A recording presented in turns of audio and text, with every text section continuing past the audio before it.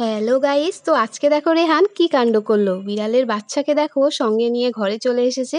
এরকম আরও কিন্তু দুটো বাচ্চা বিড়াল আছে, ওরা আমাদের সিঁড়ি ঘরে আছে। তো একটু আগে রেহান ছাদে গেছিল আর এই বিড়াল বাচ্চাটা রেহানকে ফলো করে পেছন পেছন সিঁড়ি দিয়ে নেমে ঘরে চলে এসেছে। দেখো রেহান তো এদেরকে পেয়ে খুব খুশি, যখনই সময় পায় এক ছুট্টে চলে যায় ওপরে এদেরকে দেখতে।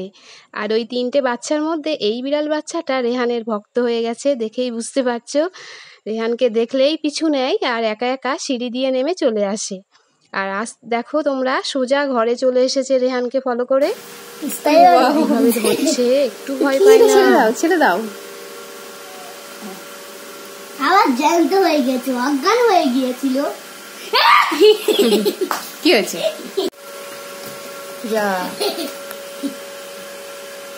হ্যাঁ, বাচ্চাটাকে ঘরে এনে ওকে একটু আগেই দুধ বিস্কিট সব খেতে দিয়েছে, বাট ও কিন্তু এখনও এগুলো খেতে শেখেনি, তাই জন্যে কিছুই মুখে দেয়নি। তো গাইস, রেহান কিন্তু প্রথমে খুবই ভয় পেত, এদেরকে ছুতো না, কিন্তু কদিন এদের সঙ্গে খেলা করে দেখো সাহস বেড়ে গেছে। আর বাচ্চাটাকে কিভাবে ঢুকিস না,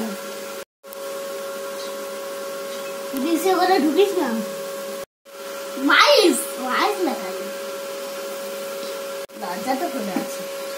তো দেখো অনেক সময় হয়ে গেছে, তো বিড়ালটা এবার ওর ঘরে যাওয়ার জন্য ব্যস্ত হয়ে গেছে, ওই জন্য দরজা দিয়ে দেখো বেরিয়ে যাচ্ছে। আর রেহান তো ওকে যেতে দিচ্ছেই না কিছুতেই। দেখো তোমরা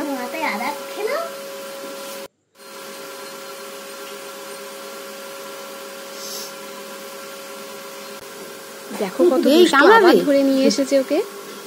ছেড়ে দে ছেড়ে দে ছেড়ে দে, দেখো দিনি, ছেড়ে দে ছেড়ে দে।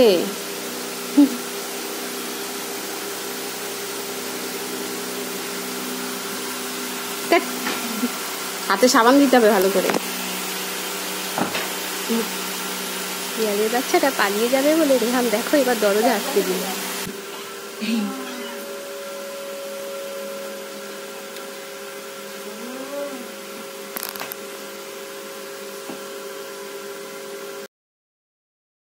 আর কিন্তু বিড়ালের বাচ্চাটা ডাকতে শুরু করেছে। আসলে ও কিন্তু আর এখন থাকতে চায় না, এবারে ওর ঘরে যাওয়ার জন্য খুব ব্যস্ত লেগে গেছে।